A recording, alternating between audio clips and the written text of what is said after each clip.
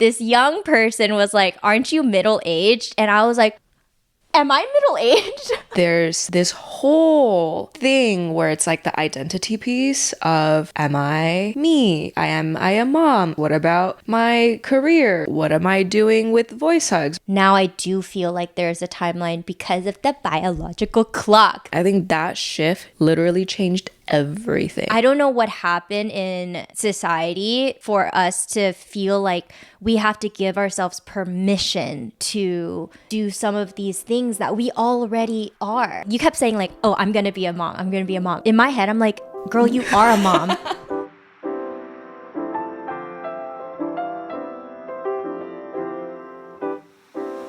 Welcome back to Voice Hugs, a podcast on becoming your best self and embracing all seasons of life with open arms. This is your host, Viv and Ro. Hello, hello. Welcome back, potatoes. No, you guys are not potatoes. Welcome back, potatoes. Speaking of potatoes, we have a new studio guest today. Yay! Everyone knows Sharky Potato. Yes. Bang Bang was introduced not season one. It's early, you guys. Bang Bang was introduced episode 1 Of season 3. of season 3, and we have our newest member. Bang Bang Sharky Potato Jr. I like it. That's a good name. BB SPJ. SPJ Junior. Wait, J is the junior. No, SPJ. It is a potato in a capybara holding an orange. And in case you guys don't know by now, we have video if you want to turn on video. Oh yeah, video. Turn it on. It's like this baby of these two. This was gifted to me by Rory's sister as a surprise. Aww. And so super cute. It's just a little family. They're going to keep growing. Yeah. If you guys have any names for any of these guys, please let us know. SPJ. SPJ. I like it. Okay. So today we thought we would reintroduce or revisit a season topic, which is routines, because one of you asked what our life has been like. Has anything changed? Oh boy, has anything changed? And we're also going to do our inaugural Hugs hotline. I was gonna be like voice hugs hotline. Hugs hotline. Friends, we're just still oiling the machine. The gears are turning, but it's a little rusty. But I like it. I actually really have enjoyed this vibe. Have you? That was a long pause. It's a mix of anxiety, but then also just I feel like it is very much how we are approaching life these days. Yeah, it's what we talked about in episode 1, where we're just we're gonna have more fun, it's gonna be more free-flowing, it's gonna be more chaotic, and it's fine because we're not trying to be perfect. No one is perfect, and we're just gonna have a good time. So to kick off the episode, let's do a quick feelings jar. Yeah. Shall we? You can do the honors. Okay. So we're starting this new thing where at the beginning of every episode to do a temp check, a weather report, internal weather report, we're pulling a little slip that you guys have given us inside this feelings jar. It's literally a jar that says feelings on it. So what is it, Viv? Okay, this week is Americanized Chinese food. Oh. So I'm thinking Panda Express. That's all I can think about. Describe your week and how you feel with Panda Express food. Take it away. Oh my gosh, I know 4 things on the menu. Of the 4 things, my week was... Okay, there's orange chicken, there's fried rice, there's chow mein. There's broccoli beef. My week was not broccoli beef. There's shrimp, rockin' shrimp. Okay, I'm gonna have to go with... There's a little kung pao chicken. You know what? I like that one. Kung pao chicken. That was my week because it was whoopah! I kind of feel like that's just my energy these days. Everything that I do, I'm okay, let's do it. We got this. But yeah, we did a pretty spontaneous, quick trip up to NorCal. And that kind of felt like a... Whoopah! Yeah. We surprised our what I call him, like our brother-in-law. I'm not married yet, but he's basically my brother. We surprised Rory's sister's husband for his There we go. birthday, and that's also where she surprised me with this little guy, Aww. SPJ. I think just wapow, Wapow. kung pao. No, we'll get more into the wapow. Yeah, we'll yeah. unpack this in this episode. All right, Ro, how about you? Americanized Chinese Chinese food. Okay, so I love a good orange chicken, but my week was not orange chicken. Because I think orange chicken's a little tangy, a little spicy, a little sweet, a little bit of everything. I feel like this week was just very grounding, steady. So I'm going to go with broccoli beef. Okay. It's quote, nutritious. Yeah. The 3 broccoli that they Yes. give you. Because I woke up one day, it was a long night, so James took baby out of the room first, which he usually does, right? I usually do the night, and then James will take him in the morning just so I can have a moment of silence to myself. And I was scrolling on my phone, and I came across, it's just like really crazy. I was on a best friend's account, and I clicked onto his profile, and then I saw he was friends with like another person that I like knew of, and I click on her profile, and she posted something with my old boss's wife. Oh. And then they went through, and this is the way of getting here, but like the universe will it will give things to you when you need it. My former boss, this was like an internship when I did in college, they went through a child loss like within 5 days of the baby being born.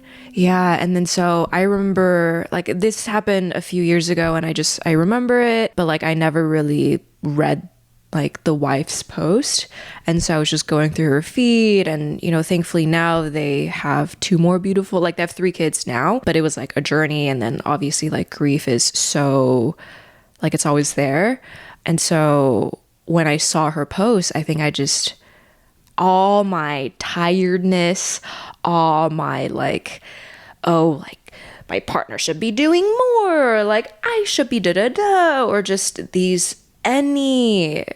don't know, like being a parent is so weird because simultaneously you can be so tired but like so in love, and you can have these very extreme like contrasting feelings of sometimes even like I'm not mad, or I don't know, like there's just negative feelings sometimes. I can't even describe it. It's hard for me to pull words out right now because I don't even know what's happening in my head most of the time.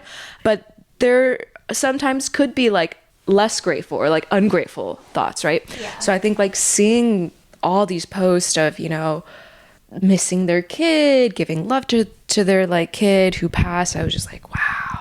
Like, I'm so blessed to be a mom. Like, it's such a blessing for him to be our kid. And I just woke up. I like got out of bed right away. Big smile on my face. Didn't even ask James what he wanted for breakfast. I just made him his breakfast. Gave him his plate of toast and peanut butter. That's it. Premium breakfast.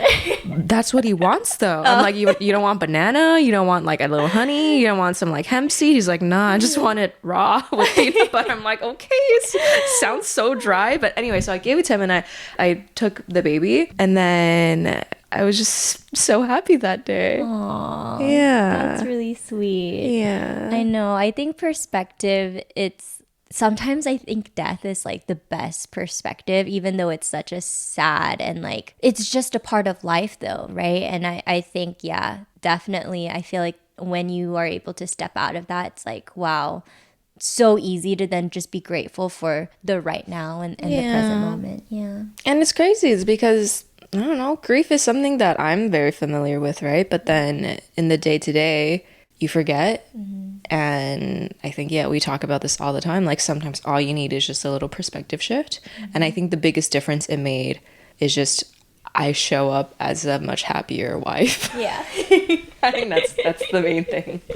Like I always love baby, but sometimes it's like the anger and the resentment redirected and the stress. The James. The one person who is in front of me. Yes. No, I think that's very common and understandable too. Yeah. I like it. Okay. So beef and broccoli. Wow. Yeah. Nice. Steady, nourishing. Grounding. Yeah. Very needed. Very nice. Yeah. So transition that into our routine. So for today's episode, we wanted to talk about routines. I think you mentioned one of our listeners asked what our current routines are. And I think, did you want to add anything to? Okay, so we were talking about this, right? And we were like, okay, we're going to talk about routines, but hold up. Ro has had a huge change, right, in this last year of becoming a mom. And because it's so early in the season, I feel like we need to give some context. Yeah, to that. So I know you spoke in your examples, obviously, a lot of what you'll be sharing this season is on your experience as a new mom, because that is your new identity. Yeah, new role, new identity, a huge part of your life. I don't know, like, how has it been? How do we fill our listeners in on the last 9 months? Oh my goodness. 9 months in, 9 months out. Yeah. Wow. Yesterday. Crazy. Yeah. I don't know where to start. I think the crazy thing about motherhood and also just parenthood is it's wild that everyone goes through it, but like you don't really know what you're getting yourself into until it actually happens. So I was going to be like, well, you'll know when you go through it yourself. I'm like, that's not helpful. But I think it's really one of those things that like you have to go through. And it's hard to explain because, as I said a little bit earlier, like it's so beautiful. It's so chaotic. It's so wonderful. It's so messy. You're so in love and there's so much rage simultaneously, right? Again, not at the baby, just being very clear with that one. No, but for some women it is like at their baby, but like it's not, there's just so much going on in your body hormonally that I think as a society we maybe don't talk about enough. A friend stayed with us for a bit and she was like, what is like the most surprising thing for you? And I was like, how hard it is, actually. When you say hard, what makes it hard? What are like the different elements that add to the hardness of it? Everything. I think it's just the daily routines with the baby, right? So my daily routines have just been the baby's daily routine. And then if I can sneak in like one small thing for myself, like if I can put on teeth whitening strip, or if I can wash my face and put on skincare.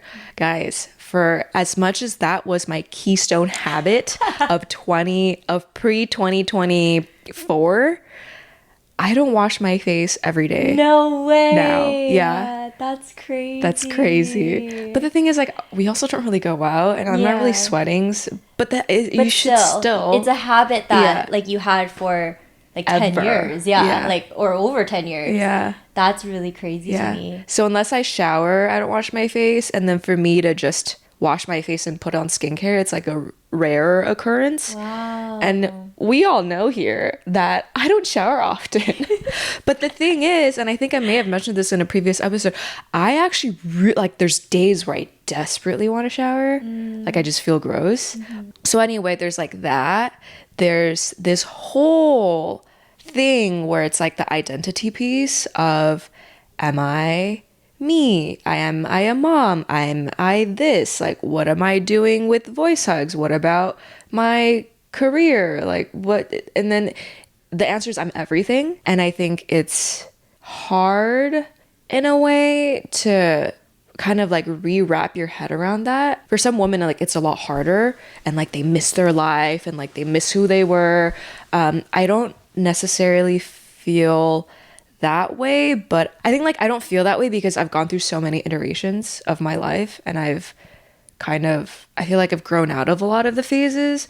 Like I've always loved growing up. So I'm like, yes, new thing, new, not task, new like adventure, new thing to like tackle with my partner.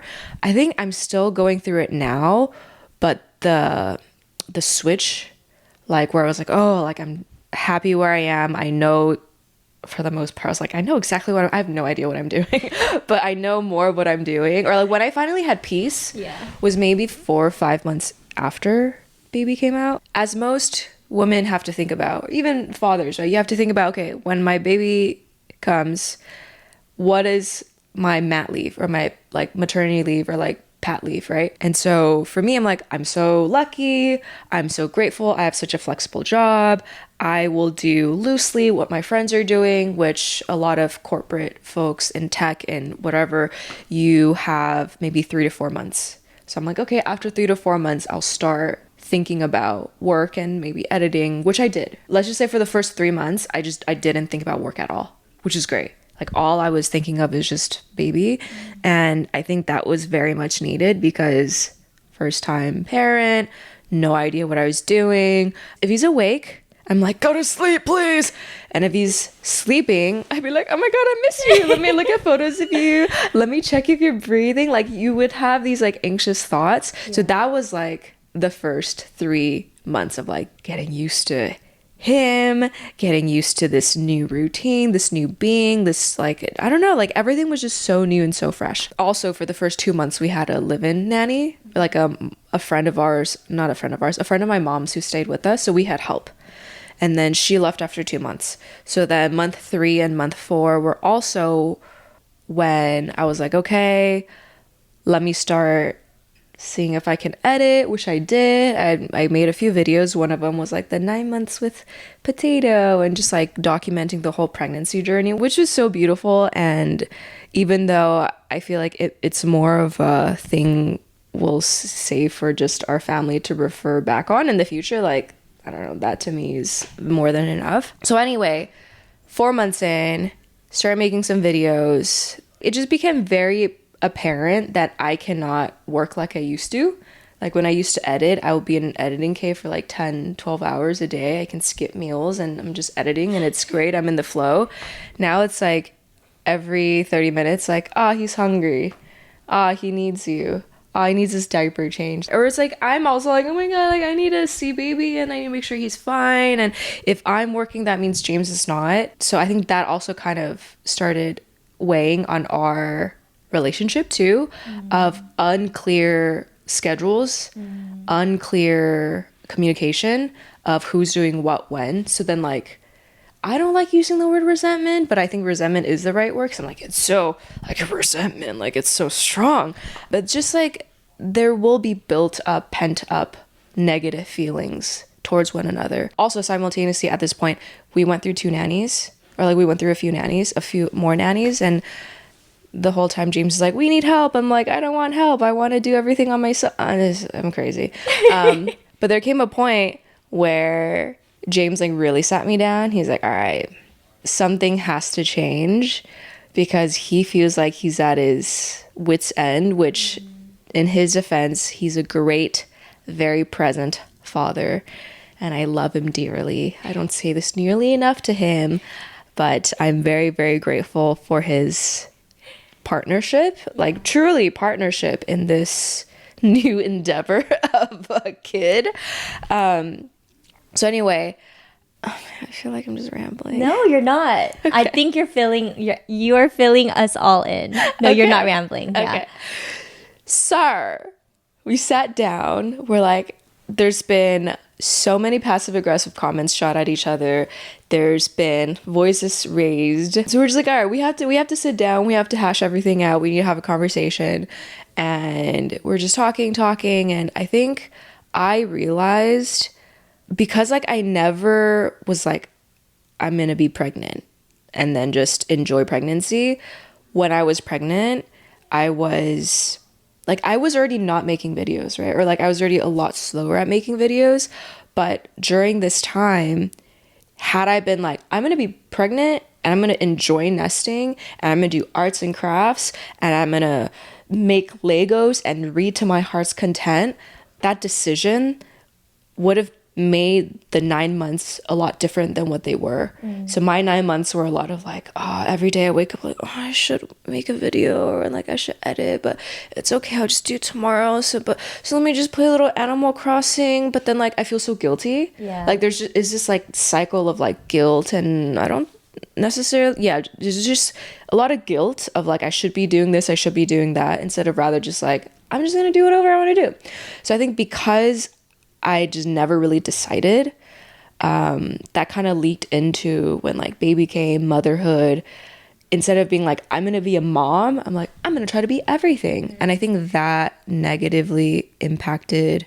I realized at that point when we sat down how much it affected James. And so that day, and like previous to that day, we'd take walks around our neighborhood every day with Potato. And on our walks was like when James and I would have like, this is when we would connect. Because I think in the home, when you're just doing baby things, it's really hard to really talk to your partner.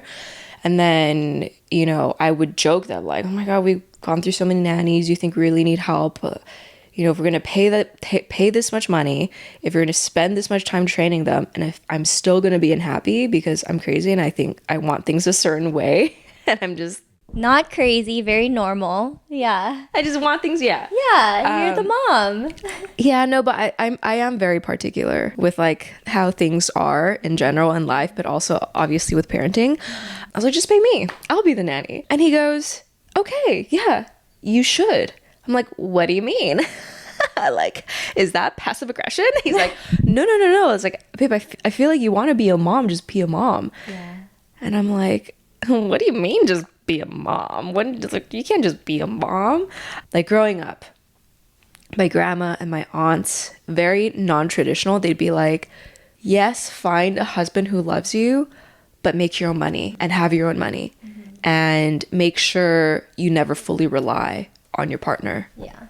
I think it's like a generational thing, Yeah, right? I Like think- before women couldn't. Yeah. And so they were solely like dependent Yeah. on their spouses Yeah. for their living. And so, yeah, I definitely got that kind of talk with my mom. Family. Yeah, my mom too. And I yeah. think it's like a lot of our parents, they probably see their friends going through it because that generation was still, if mom stays at home, if dad goes to work, a lot of dads would like give their wives allowances or whatever and like end up having affairs and families outside of it. Anyway, so I think that's the context as to why they said that. But I think it was like so, I mean, they just said this all the time growing up, right? So I think it was just kind of buried in my psyche that I was like, oh, well, I think that kind of goes back to I just kind of rolled into motherhood of like, oh yeah, you know, I'll make videos here and there. This is such a flexible job, and I can do it all. And I should still provide for the family. But then in that moment when James was like, yeah, like you can be a mom, like it's an option. I was like, oh. And it took like multiple conversations. Yeah. And it took multiple conversations until that sit down at like 4 months in where he was like, I think this is really what you want to do, so just do it. Like, don't think about anything else. He's like, I can support the family, I can figure things out. Because during this time was also when he was going through a lot of transitions with his career and his job. So the both of us were kind of in a similar position where we were thinking about what's next. And then he was reading a lot of Tim Ferriss, like the 4-Hour Work Week, Naval Ravikant's, like, you know, what is work to others but is play to you. So I think that was just kind of what we were thinking about a lot of, like, what do we really want to do? And also, like Ramit Sethi's rich life, right? Like, in your rich life, what would you be doing? And I think if I was being very honest with myself at that time, it was, I want to be a mom. And then I think there's also this like other side to it where I think there's like this fear of like getting close to my baby. I don't know. I think I've been so avoidant my whole life that I lived literally my whole adult life, like 20-year-old plus years until now, to like avoid getting close to people. Actually, you know this, you guys know this, like we've talked about this on the podcast. But I think like with that as context, like when you have a baby and there's like so much information on the internet being like, you shouldn't do this, you shouldn't do that, you're gonna spoil them, you're gonna do that, you don't go sleep with them, don't do this, don't do that, like don't hold them too much. I'm just like, oh my god, like I can't do all of these things. So I think like that really got to me. And then I also realized like, oh, I feel like, actually, I didn't realize it then, but now in retrospect, I think there was a part of me that was scared of having him like fully depend on me. And it, again, like this is actually a very normal thing for a lot of mothers and even fathers. Of a lot of people think you give birth to a baby and initially, and you just like maternal instincts just come out, I feel like it will for you. To be fair, I think everyone's different, right? But for some women, like it actually takes time to like really settle into the rhythm of like what it means to love and like be fully open to your kid. So anyway, going back to that conversation, 4 months in was, I think, where a lot of things unlocked, and I was just like, I'm gonna be a mom, so let me just be a mom. And I think when I made that decision, everything changed. Yeah. Like I no longer worried about views, videos to be made, work, like money, like all these things. Like that was just all, I just didn't have to think about it.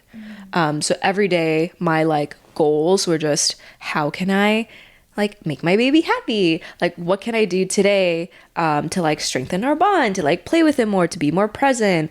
Like how can we like fix his sleep schedule, because at that time like we didn't know what we're doing, right? So I think it became so liberating in that way, where I was just like, I'm just a mom, and how well I do on a given day, not that we need to gauge anything, but instead of like how productive I was, it was just how much time I get to spend with my son. And I think that shift literally changed everything. Yeah. I feel like, oh my gosh. Well, first off, thank you so much for sharing. Earlier, Ro was like, oh my gosh, am I like rambling? Am I talking too much? But like, no, I think even though I've heard like bits and pieces of this, it's almost like I'm experiencing it for the first time again, you know, like hearing it from you. There's so much that like throughout, I'm like, oh my gosh, I have like so many questions to continue asking throughout some of these things that you mentioned. But I think like all in all, what it really sounded to me was like, you kept saying like, oh, I'm going to be a mom. I'm going to be a mom. In my head, I'm like, girl, you are a mom. Like, you are a mom the moment you became pregnant, you know? Like, I'm like, what are you talking about? You've been a mom. That's the thing, right? It's like, I don't know what happened in society for us to feel like we have to give ourselves permission to do some of these things that we already are. Like, oh, I have to have permission to be a mom. And maybe to be more specific, like, quote, like a stay-at-home mom, or like, you know, that's like your main job. Yeah, but like, you are a mom, you know? And it's the same thing, like, for those of you who aren't moms, it's the same thing with like rest, right? Like, we give ourselves permission to rest, and sometimes we don't. So then we do all of these things instead of the thing that your body is already breaking down and telling you that you need it. In the same way that, I don't know, the word magical comes to mind, but like how freeing, how magical, how amazing it is that the moment that you do give yourself permission, it just opens up this whole new world that you're already living, you know? Like that perspective, that permission, that like freeing of space. It's so crazy. All of that's in our head. It's wild. Yeah. Because you're a mom. I know. But the thing is, like, as you just said, my reality has not changed. Yeah. Right? At all. But because the way I perceive my reality, like it's so crazy. Yeah. The human mind. The broccoli and beef and broccoli. The beef and broccoli of it all. Yeah. You know, I love this feelings jar, because I'm going to remember, because I'm such a visual person too. It's like now when I go to Panda and I see beef and broccoli, I'm going to be reminded of like feeling grounded, feeling grateful, feeling present. And yeah, so that's really cool. Yeah. Yeah. Love it. Yeah. Okay. Okay, so maybe this episode isn't about routines. Maybe it's just like a catch up, but like a mix of now we have like a better picture of what your life has looked like in the last 9 months. It helps definitely add color to the rest of the season, right? We needed to do a catch up. Yeah, we had to. Yeah. It's inevitable. Yeah. I think to also add, like, yes, this is what you're sharing now, but this whole motherhood thing is still so new. Like, you know, you're in it still. And I think you will be in it for years to come. Yeah, because your baby is always changing. Yeah. And so I think that's a whole other element to it, where because baby is changing and growing every week, every month, you have to adapt, and your surrounding is changing. One thing that I realized I missed was during this time. So when I was pregnant, I only read about birth because that was just like the most imminent thing that like I had to go through. So I didn't read as much about like baby development or like how to take care of a baby. And when the baby was first born, like I was just in the trenches trying to figure it out. So it wasn't until like 3 months in where I was like, oh, I have more time to actually read into things. And I think I was also stressing about like, oh my God, his sleep, like he's kind of sleeping late. Is this okay? Neurologically, is he gonna be fine? Like is his brain gonna develop the way that it should? So anyway, I read 2 books. One of them is Being There by Erica Commissar. I actually watched a snippet of her conversation with Dari, the CEO, on the podcast, and I ended up listening to the whole podcast, and then that made me buy her book. And then her whole thing is basically how to raise emotionally resilient kids and help them have a secure attachment in general. And so in the book, it talks about how 0 to 3 years old is the most important age for a baby's development, and for them to also develop a secure attachment with their primary caregiver, which is usually the mom, which in this day and age is like kind of controversial to say because of all the, you know, pronouns, whatever anyone can be. But she was like, I know this is wild, but this could be controversial, but the child usually like just gravitate towards the mom. Anyway, when I read that, I was like, oh, 0 to 3, like 3 years, like it's not actually, because I think a lot of times when you have a kid or when something so like such a big change happens, you're just like, oh, it's forever. Well, yeah, it is forever. But then I think like the intensity of how present you are with your kid, I'm like, oh, I can do 3 years. Like 3 years isn't bad. And so I think that was when I realized and like when I decided like, okay, in the grand scheme of things, I can put my life, not like my life on pause, but I can just like switch my hat for a few years and then I can figure out what I want to do with my life as it comes. And I think we all are people who can simultaneously, like, if I'm being a mom, I'm still thinking about things that I want to do. And like, you know, I'm still background processing things. So I think it was like reading books like this helped me also decide, and then also continually reminding myself that everything is temporary. The current routines are temporary. The current stresses are temporary. I think sometimes, like, I don't know, having a kid is just, it's like putting you in a crash course of everything you learned in your like, in our 20s and 30s. Right? Of like everything, like all the self-improvement, all the letting go, all like the knowing everything is temporary and embracing it. There will be days where I'm like, oh my God, his sleep is so out of whack. Like he in the beginning, he slept at 11. He's every night slept at 11, but like he woke up at 10 a.m. I'm like, oh my God, this is crazy. And then a month later, he's sleeping at 10, 2 months later. And then it just keeps, you know, now he's like sleeping at 8:30. Like it's crazy. Like just as soon as you feel like you figure something out, or like when you're really at your wit's end, like it'll change. And so I think even from there, just like being able to be so present in all his seasons, because there's this thing on Instagram where like no one prepares you for like the grief and the sadness you feel whenever you lose a part of your kid, because they grow up so fast. Yeah. At least for me, I think because I actively try to be so present and like I'll just stare at him sometimes. I'm just like, you're so cute and I love you so much. Because I was able to do that, I'm not looking back in regret. And I think that's one thing, at least for me, that I was optimizing for, is like, I don't want to regret not doing things or regret I could have done things differently, which I know you can't control, but still, I think I just wanted to do my best to be like, I am present, I'm here, and when you're old enough, just go off into the world. You are secure enough. Honestly, 4 months into like after having baby and then having this like switch in mindset, that is a really quick, I don't want to say turnaround because you're not like turning around from something, but it's like to be able to make that switch in 4 months and then like really not indulge, but like just be present in your whole experience so far. Like I think that's great, and I think that's part of the in your 20s, learning how to get there. But yeah, I'm really happy for you. Also, after the 4-month mark, when she was like, okay, yeah, let's do voice hugs. So we're all happy. Yeah. Yeah. Okay, anyway, I feel like I took up a huge chunk.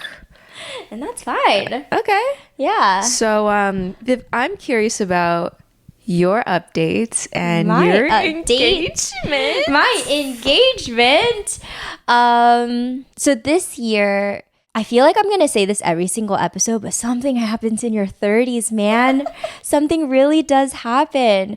I remember turning 30 and not freaking out about turning 30. I remember being like, no, like I'm excited for my 30s. Like I'm so glad that I've overcome this idea of like you have to be married or like, you know, this timeline. And so going into my 30s, I was fine. And then even last season, I remember at one point I was talking about fine lines coming in and being like, you know what, I kind of like these fine lines. I don't know, I was like accepting them. No. And then 33 happened and I was like, no. I was like, no. So it really started I went to Korea in April, and I did one of those skin analysis where you put your face in this camera and they basically print this report out with 7 pages, and it gives you photos of like how deep your pores are, your melanin, your redness level, your dryness. And my dryness was like, if there was a scale, mine was like at the very edge of the scale where it was like extremely dry. And in that photo of my face, you see all of the wrinkles that have already formed, but it's like deep. And you can, when you look at the photo, I saw myself like 80 years from now, like if I'm lucky enough to like live that long. Okay, another thing about wrinkles is you can't get rid of them. Once they're there, they're there. Like Unless you do Botox, but it's also temporary, right? Like your wrinkles are there. Yeah, I think in that moment I was like, like I look older, I feel older, like my body is changing. And the biggest thing is, before I felt like there wasn't a timeline, but now I do feel like there's a timeline because of the biological clock that all women have to, we all think about that, right? Like I just don't feel like our partners have to think about that at all. No. That became like the biggest priority for me this year, which completely changed all of my routines. Like not changed drastically, but it made me reprioritize the things that I really wanted to focus on as I enter my mid 30s. In episode 1, I was trying to find the word that the young person had described me as, and the word is middle aged. Okay, this young person was like, aren't you middle aged? And I was like, how old do you think middle age is? And he was like, I don't know, like 35 to 40. And I was like, am I middle aged? I was so offended and like defensive. Nothing wrong with being middle aged, but in my mind, I was like, I'm not middle aged. I'm young. I'm 30, flirting and thriving. But now I need to know, are we middle aged? Like, what is considered that? You let us know, guys. The thing is, so I got really into The Summer I Turned Pretty this summer. And I made Viv watch it too, so we can talk about it. Mm-hmm. But I think by now it already season premiered. Like maybe we'll talk about the movie when it comes out. But there's so many stats and so many like reports that most viewers that are tuning in are middle-aged women in their 30s. And I'm like, excuse me? Are we middle aged? Oh my god, I cannot believe it. This is crazy. Yeah. So now that I am a middle-aged woman, I really had to reprioritize my health this year. And to give context, I feel like I've generally been pretty healthy, like with like diet and prioritizing movement. But this year specifically, like one of the biggest changes is that I stopped drinking alcohol, and that was really hard.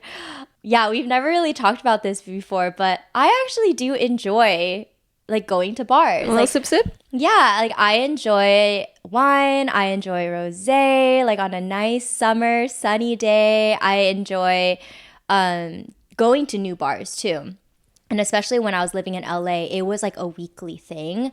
But my relationship with alcohol has always been very, to me, it's always felt like complicated and complex. And this year, right after Korea, was when I decided to really like refresh my body. And one of the first things and easiest, okay, easy, but not easy, like hard, was what you put into your body, right? And I think like there are so many things that you can put into your body that are good and bad for you, right? Like sugar, for example, is not good for you. Alcohol is not good for you. But in my mind, I just imagined alcohol as like literally like poison liquid because it is. Like there's nothing about it that is good for the inside of your body. And so, yeah, that was one of like the biggest, the first, is that even a routine? Well, it was kind of like a... Yeah, it's like a big shift. It's Yeah. like what kickstarted a new routine. Yeah, so it started with that. Like, it didn't matter if I was eating really healthy. If I was like binge drinking on a weekend, that completely cut everything that happened, right? Like all of the effort. So the first step for me was not drinking. And also to preface, I'm not going sober forever. It was really just to like cleanse my body, and it has been cleansed. And to also prove to yourself that you can do it. Yeah, because, and this can be a whole other episode. I had been saying out loud to my friends, I'm going to quit drinking for years. Like, it wasn't, I went to Korea and decided that I'm not drinking anymore. It was like months planning because I knew I was going to drink in Korea. I'm sorry. Like, I was like, Korean barbecue with soju. Yeah, so it was like leading up to that moment. But yeah, that was the big first Kickstarter. And then from there, as you were sharing about like kind of falling into, or how you perceived it as like falling into motherhood, I think because I have been thinking about being a mom for so long. And How long? since I was 5. But no, like more seriously, maybe in the last 5 years, and everything that I've done has felt like I'm preparing for like this moment, which also feels so scary to say out loud because it's like when you want something so bad and you might not get it, or it might not look like what you had envisioned, there's like so much fear in that too. Realizing that like that's, let's just say it's right around the corner. This is like the thought that was in my head. Let's just say motherhood is right around the corner. What is everything that you want to do in this year to either prepare you for that or to give back to yourself before your life changes completely? And you know it's going to change completely, right? And so that became the shift into summer. Basically, until summer, I was still feeling kind of like not the best, you know, like I'm living in an environment that wasn't really fostering like creativity or just like openness and like feeling inspired and feeling hopeful. But that perspective shift, maybe the permission, like you said, to be in this like last year, let's just say last year, I had to keep telling myself that in my head. What are the things that you want to do that you won't be able to do anymore? And what are the ways that you want to prepare yourself physically for this next chapter? Working out is hard. You know, like pregnant or not pregnant, working out in general, unless it's like a habit, has always been this like mental struggle. You can trick yourself, you can wear your workout clothes, you can have it laid out, you can sign up for an early AM class, but like working out has always been a hard thing to like continually do. But I knew that that was something that I would be even harder when you are pregnant or after you give birth. Like you won't have the time, or even physically, right? Like you just never know. And so yeah, physical health became something that I really wanted to focus on. I don't know, I guess like to give examples, I hate running. I run. I run now. Did you know that? I did not know that. Yeah, Wow. I run 3 times a week. I was just going to say how humbling that face analysis must have been for it to kickstart this but again, to be fair, it's a long time coming, right? Yeah. It's a long time coming. Yeah, but that was just kind of like the ooh, like let's get going. Yeah. Also, I hate drinking. I don't drink water. I'm not a water drinker. And water is like the thing that gives you life. You know, like I will go a whole day without drinking water until like 5 p.m. And the reason why I'm drinking water is because I now have a headache.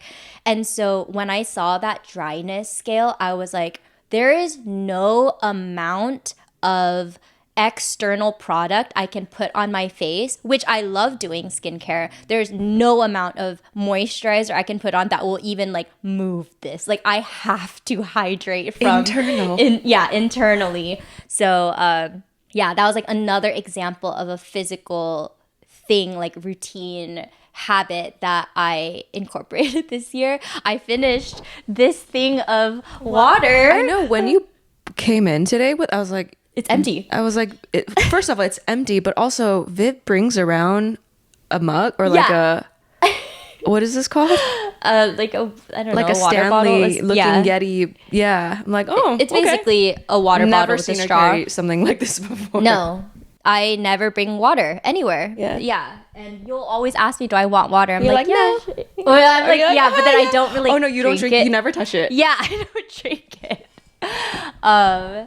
Yeah, so water, no alcohol. I did kind of replace the alcohol with sugar. Like I start every morning with a sweet coffee, but you know what? That was another thing. I didn't want to restrict and I didn't want to burn out. So if I was gonna start working out, I wanted to do it in a way that I would not burn out and like run for 2 weeks straight and then like never want to run again. And then have your legs fall off. Yeah. So everything was like very much week by week by week by week. And then at one point, I think like we came back together and I was telling Ro, I was like, I feel happy. Like to say that out loud, like I feel good. And the thing is, similar to you, nothing in my physical environment changed. I'm still in the same place, right? But just like, home. Yeah, just home. But I feel hopeful. I feel inspired. I feel like I'm looking forward to something. And like my relationship with Rory like also improved. Like when you feel better, everything in your life starts to feel better. So yeah, that's wow. I'm a runner now. Okay, I'm not really a runner. I do like 2 miles. But 2 miles is a lot for someone summer you turn pretty. Yeah, the summer I turn pretty. And inside out. The wrinkles are still there though. Wow. Yeah, I think just peripherally as a friend, I don't know. But you said it was April, but I feel like ever since the beginning of this year, when you would come over and just hang out and spend time with baby, like something about you is just different and better different. Like your eyes are sparklier, you're more smiley, like just your aura shifted. I think another thing that made me think of giving yourself permission, right? So like wanting to do Legos, wanting to do arts and crafts. As an adult, sometimes it feels like a waste of time, or like you should be doing something else, or you should be working on a side business. Like if this thing isn't going to be making you money, it's not even worth it. Yeah. Or I just spent the whole day playing. And yeah, anyways, this permission aspect again, starting at the beginning of this year after Voice Hugs ended was when I gave myself permission to like do ceramics, and I completely a little burnt out, but like I the first 3 months of this year I was in the studio like 5 times a week, which is what I really missed. I don't know if you had this experience. I miss the MySpace days, like that era where you're just on the internet browsing like how to make your profile pretty, like how to change the font, or like you're discovering music, you're like downloading music and you're like deep in the interwebs. And then the cursor with the things that flutter behind it. Yeah, like the stars, right? And I was thinking like nobody taught me these things, it was because I was just lost in that world. And so what if I was to get lost in a world knowing that next year I might not be able to? And so ceramics just happened to be the thing that I chose to get lost in. And I was like, what if I just did this as if I was young and I had no, there were sacrifices that had to be made. And when I say sacrifices, I was not a very present partner during this time. And I felt very lucky that Rory really wanted me to get lost in it because I wasn't coming home for dinner. I was in the studio. Like, we basically, Monday through Friday, it was almost like, and he also had to take over the responsibilities of like the dogs and the routine, and my parents are at home, so like he's the one interacting like with my family and stuff. Like, I couldn't have done that if my environment, so I guess my environment did change in a little bit in some ways. That had to have happened for me to be able to like basically forget my responsibilities and get lost in that world. Yeah, so I'm very grateful for that. Aww. Yeah. I was gonna say something. But it came and it left. Ceramics, responsibilities, partner. I think sacrifice. The whole thing was just like a beautiful testament. Oh, what you kept saying of the fact that you were like, this might be my last year to just be me. Mm-hmm. It's so powerful. Like, it's actually so powerful of like, if my life is going to be completely different and if it's going to change in a year, what will I do now? I think that's kind of reverse manifestation a little bit. Or I'm already like pretending like my life is gonna change. Yeah. So like it will in some way, shape, or form. Mm-hmm. But I think because you believe that, which you do, like from the bottom of your heart, it's big enough and it's powerful enough and it's real enough for you for it to kick you into action. Mm-hmm. And I think like whenever we're in a funk, and we talk about this all the time in like season 2 and season 1 of like when we're in a funk, when we're going through something, when we're motivated, what can we do? And the thing that is the hardest to do when we're not feeling ourselves is to just start or just to do or like to take the first step. But it seems like because you were really able to like conjure up this, I don't know, like reality, which is reality for you, you're able to kind of like allow yourself and give yourself permission to do all these wonderful things. Yeah. It's crazy to say, but like 2025 has been my favorite year since like I don't even remember anything before the pandemic, really. So I'm like thinking about it in that context. And yeah, like I feel so grateful that all the work and all the harder times, right? Like the challenging times, like I'm talking about it now, like, oh yes, I'm happy, but it was a long time coming, right? Like it took a lot of things to happen for me to get to a place where I'm like, wow, I'm like really prioritizing myself this year because I know exactly what I want. And let's not be so fearful. I think that still lives in the back of my mind, right? Like you never know if you can have kids. You don't know if, you know, just like as you started, you might lose, you know, there's just so many things that can happen. But for the first time in my life, I was like, I cannot enter this chapter with that kind of energy or that kind of mindset, especially knowing the kind of mom I would want to be and how I would want to like pass things on to my kids, right? And the first thing is like how you are, like the way that you act, the way that you behave, the way that you think, that is the thing that they pick up the most. And so that really helped like push me to, yeah, where I am now, which is exciting and scary and wow. Wow, yeah. So we didn't talk about routines, but we got or the Hugs hotline. Or the Hugs hotline. Okay, we're still working out the, The details. Yeah, but this is exactly what we said in the beginning. Yes. We're just rolling with it. We're seeing where the conversation goes. Yeah, this was a long overdue, like, true catch up too. Yes. Right? First episode was just, hi, we're back. Wait, we didn't even talk about your engagement. That feels like not even a part of my reality now because I feel like I'm already a mom. You're already beyond. Like that happened. It felt so long ago. Yeah, I feel like that's not even where I am anymore, like mentally. Yeah, so yeah, I'm engaged. I'm getting married soon, and hopefully life will change next year. Oh, one other thing I want to say is I feel like I love how excited you are, or just like you have a vision for what you want to do for your wedding, and like the photos and like the clothes, like you're so invested. And I think that is so you, and I'm so glad that you're doing it. I want to do a whole episode about talking about weddings. Yeah. And Yeah.